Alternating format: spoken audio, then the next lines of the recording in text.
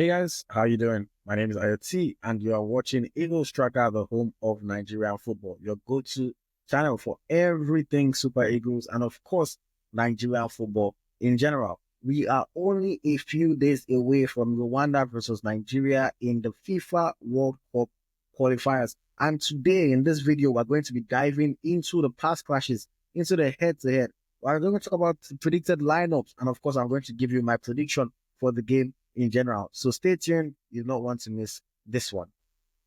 Talking about past clashes, let's start with the big one. Rwanda 2, Nigeria 1, only in November 2024, not that long ago.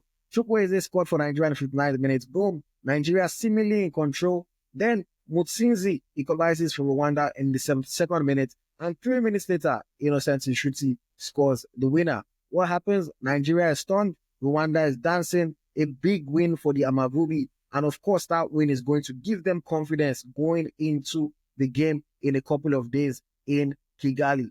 That is the spark. That is the backdrop for this match on March 21st. Historically, Nigeria is leading with 2 wins, 4 draws, and only 1 defeat. But that defeat came recently, and Rwanda seemed to be tightening the gap. When you think of Nigeria versus Rwanda, think of low-scoring battles.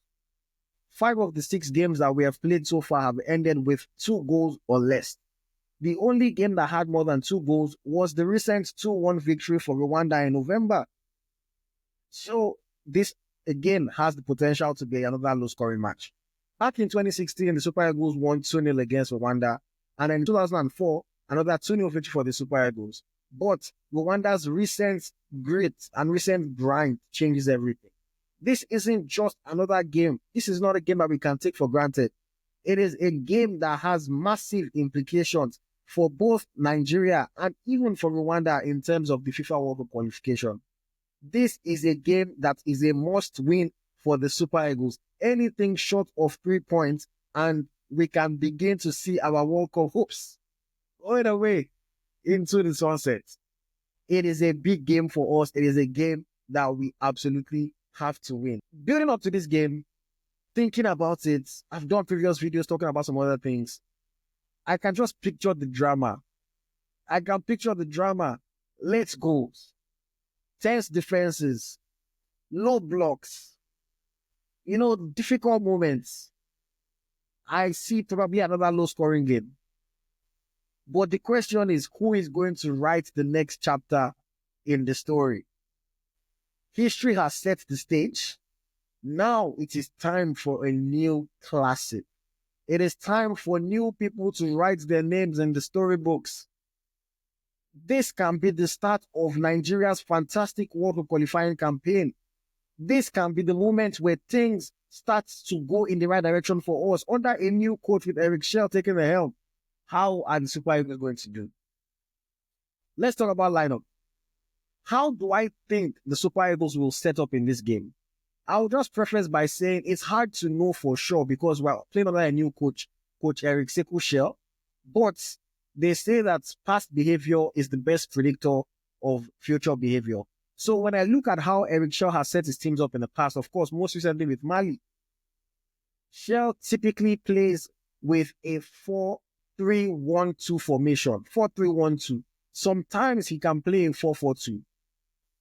When I think of the squad that he selected for this game, I think I am going to lean more towards a 4-4-2 than a 4-3-1-2. And I say that because he didn't really call up that many midfielders. So if he's going to be playing 4 midfielders from the start in every game, then we only have 2 on the bench. And those 2 are not necessarily people that Nigerians even thought should be there in the first place. Thinking of like a Papa Daniel or Alassane Yusuf. So I think he's going to go with a 4-4-2. That way, he only needs 2 midfielders on the field at every given time. And he can manage his squad a little bit better. In goal, I think we have no choice but Stanley Nwabali. The other 2 goalkeepers, with all due respect to them, Kayode Bankole, is not a top goalkeeper. Amaso Basogi is not a top goalkeeper. So we'll need Nwabali for 2 games, but most especially for this game against Rwanda, and we'll need him to be at his best. In defense, if I'm going with a 4-man defense, I think there's no other choice but Bruno Oyemaichi at left back. I mean, he's actually the only natural left back that was called up to the squad. I'm going to expect Ola Aina at right back. Ola Aina has been fantastic for Forest this season, does a good job for Nigeria whenever he plays, and I think he's undoubtedly one of the best players on the Nigeria squad, period. In defense with the two centre-backs, I'm going to go with Calvin Bassey as the left centre-back, and then Skipo William Troost-Ekong as the right centre-back. For the four in midfield, on the left side, I'm going to go with Moses Daddy Simon. Moses Simon, of the captains of the team, a leader, a game changer, a creator. I think playing down that flank, he can have a lot of joy. On the right side, this is where I was really, really thinking about it. Before, I might have expected somebody like Nathan Teller to maybe be able to get a start there. But since his injury and his replacement, with Jonathan Nariga, we've lost one option there. So I am going to have to stick and trust in Samuel Chukwueze, playing from the right side of the midfield. And then the two center midfielders, I think we need one holding and one that's a bit ball playing. So I am going to go with Wilfred Onye Ndidi, and then Raphael Nwadike Onyedika to be the two men in the midfield for the Super Eagles. Now for the two up front, of course, the first name on the team sheet, Victor James Osimhen. We know that he's our, target man. He's our leader from the front. He's the one that brings the energy, brings the fight. And then, of course, beside him, I am going to go with none other than the African Player of the Year, the best player on the continent, Ademola Lookman. I think Lookman can thrive playing as a second striker with Victor Osimhen, giving him a bit more of a free role, giving him the opportunity to roam anywhere he wants on the field and to try to be at his inventive, creative best. This also allows somebody like Moses Simon to be able to have the freedom of the left flank so that they're not colliding into each other, they're not in each other's ways. And I think that this is something that can work very well for the Super Eagles. This is how I would set the team up, knowing the way Eric Shell likes to play and likes to use his team. Now, there's always a chance that he decides to go 4-3-1-2. If he does that, I would think maybe the three midfield will be Ndidi, Onyedika, and then Joe Aribo with Iwobi in front of them, or Ndidi, Onyedika, Iwobi with Aribo in front of them, and then still it would be Osimhen and Lookman up front as far as I'm concerned. But my preference would be the 4-4-2 formation that I mentioned earlier. As far as Rwanda, I'm going to expect, honestly, Rwanda to come with maybe a 4-2-3-1, but that 4 at the back can easily turn into 5 or 6, depending on how deep their midfielders drop.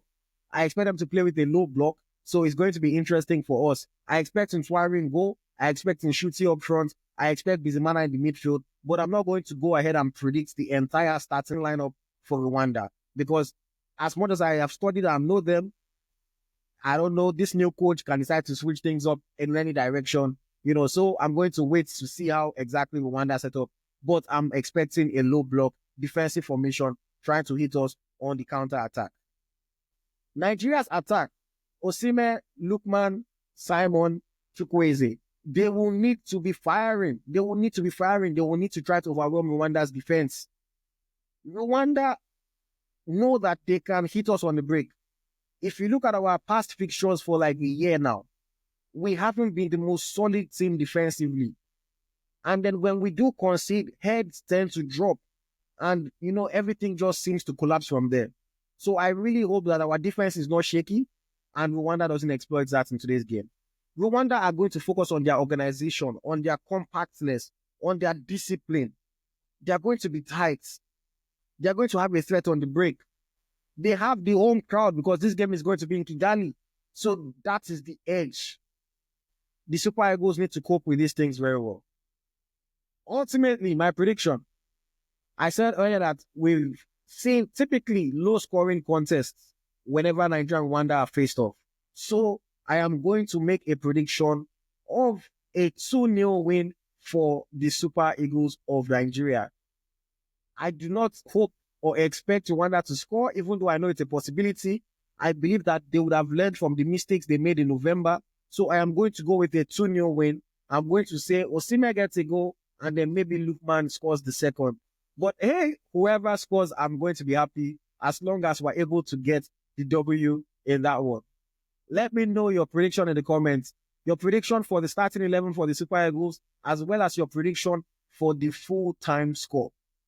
and I'll do my best to engage with as many of you as possible. Nigeria's talent versus Rwanda's grit. Who blinks first?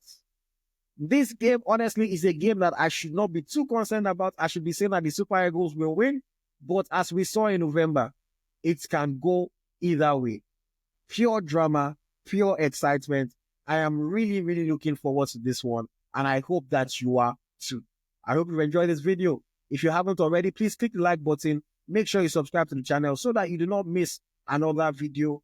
You have just seen EaglesTracker, the home of Nigerian football, your go-to spot for everything Super Eagles and, of course, Nigerian football in general.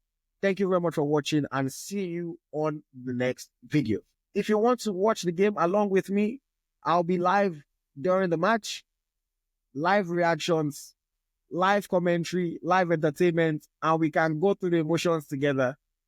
And then, of course, after the game, I'll be live to react to the game, whatever the result is. Win or lose, I'll be live to react to it. And of course, I will give you, the audience, the fans, a chance to also air your opinions on how the match went. And let's just have another fantastic conversation after the match. Thank you very much, guys. Bye-bye.